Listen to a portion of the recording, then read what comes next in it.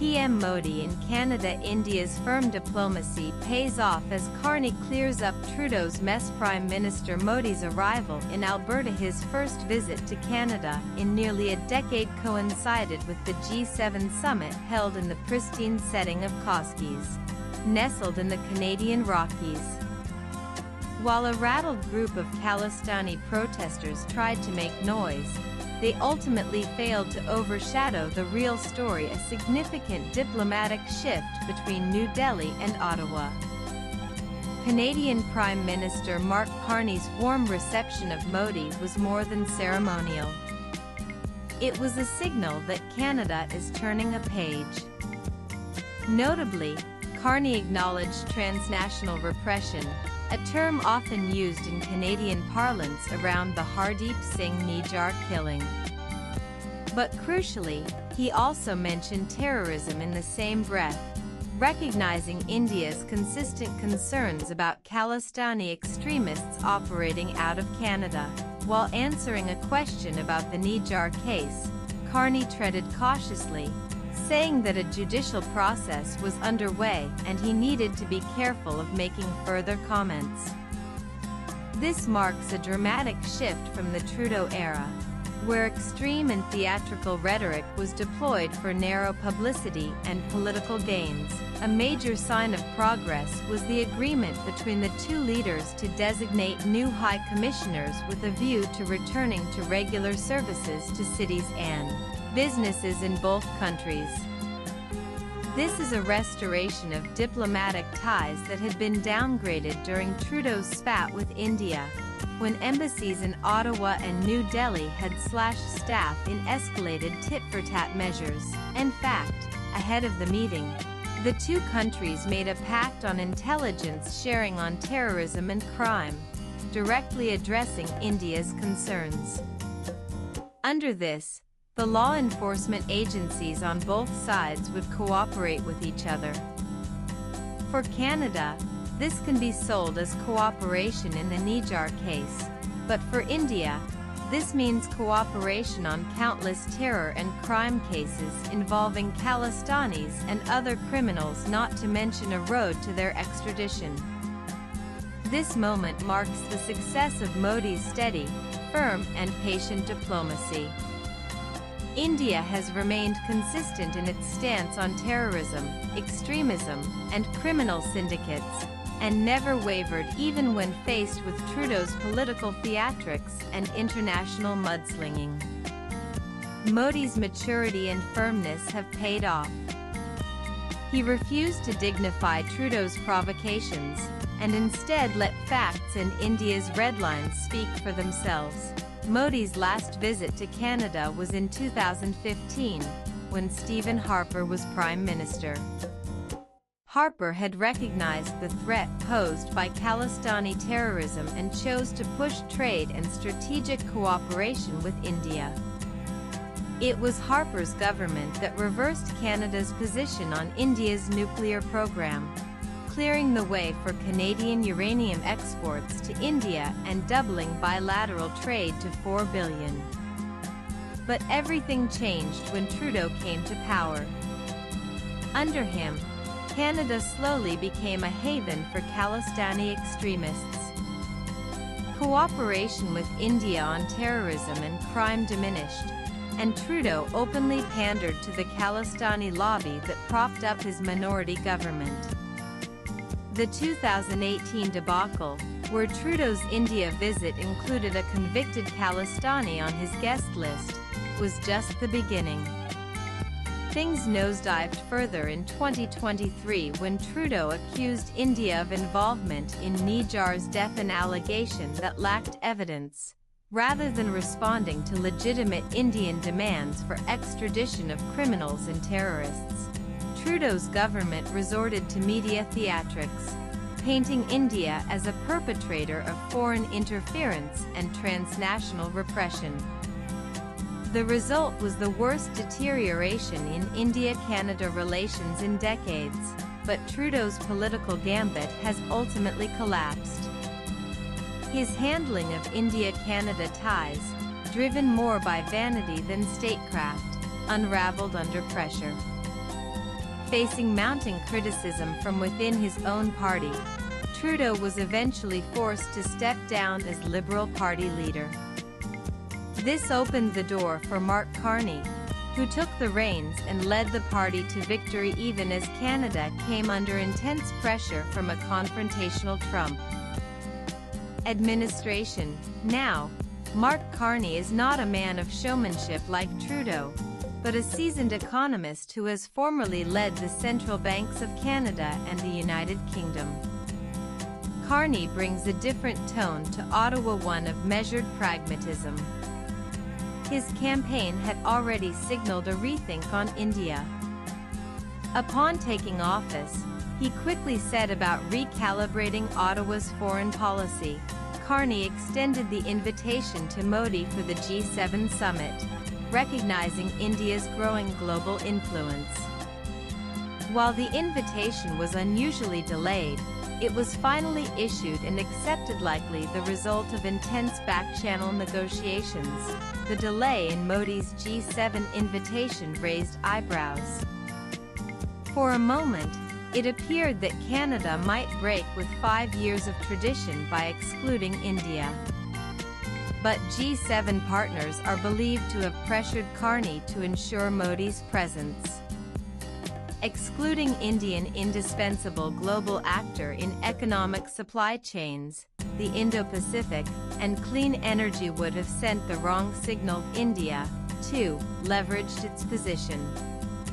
It made clear that an invitation without guarantees on security, on Khalistani threats, and on actionable diplomacy would not be accepted.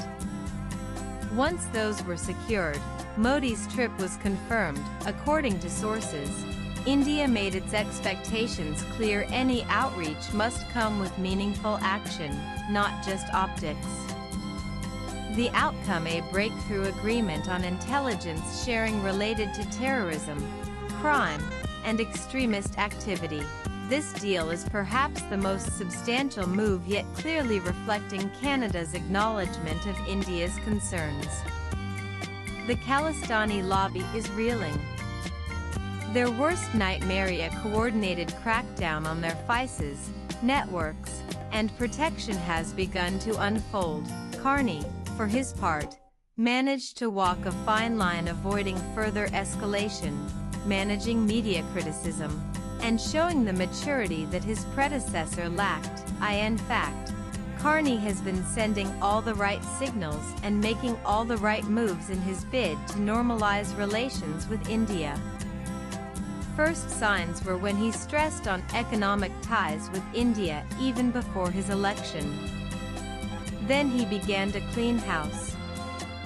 He acted swiftly to distance his government from Khalistani sympathizers. Jagmeet Singh, the loudest voice of Khalistani politics in Canada, lost his seat. His party, the NDP, suffered a historic defeat, losing its official status. With this, the Khalistani lobby in Parliament lost critical leverage.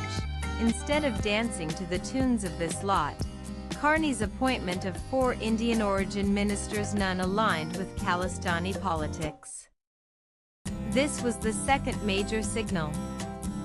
Anita Ad, who has never aligned with Khalistanis, was appointed as foreign minister. Meninder Sidhu, Ruby Sahota, and Randeep Sarai have also taken on strategic roles, and all represent a more moderate, cooperative tone with India. Meanwhile, just ahead of Modi's visit, Canada made headlines with its largest ever drug seizure: 479 kilograms of cocaine worth nearly $48 million. The operation uncovered ties between the arrested Indian-origin individuals and both Mexican cartels and US-based distributors.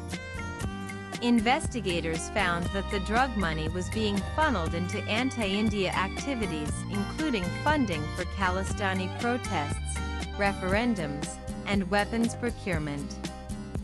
Intelligence sources indicated ISI backing in this operation, with drugs trafficked to fight extremist groups in Canada.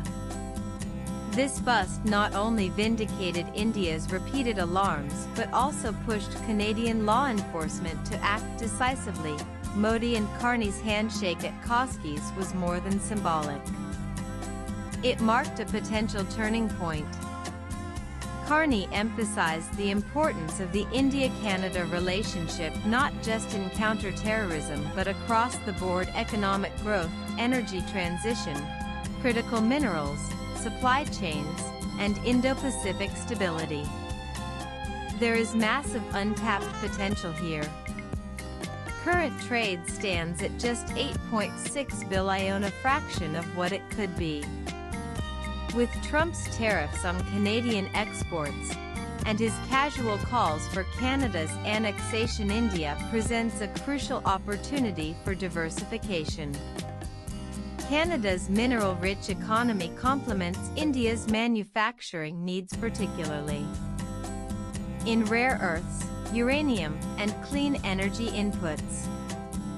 In fact, with nuclear energy demand going up in India, a strategic uranium supply from Canada could make ties more resilient.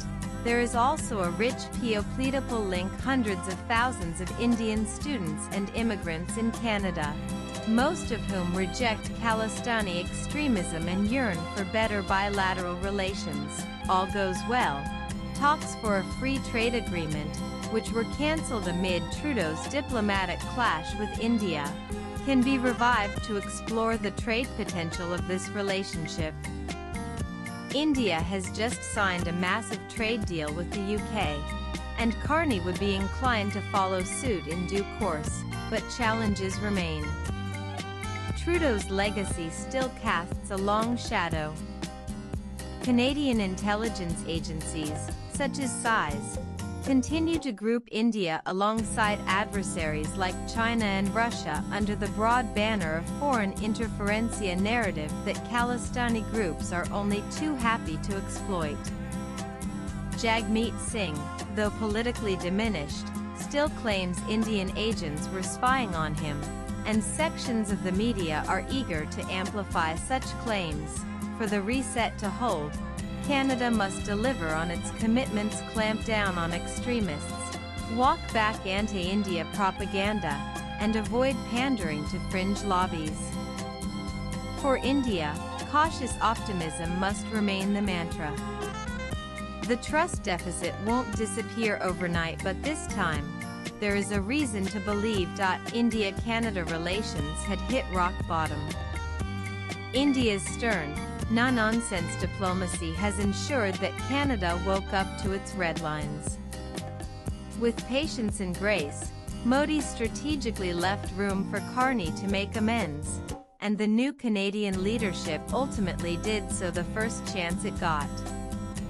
Now, both sides are speaking a common language: security, mutual respect, and economic partnership. Swipe left for next video. The G7 summit in Canada may well be remembered not just for its multilateral agenda, but for marking the moment when two democracies, once adrift, found a reason to reconnect and reconcile. The Khalistani veto on India-Canada relations is dead. It only remains to be seen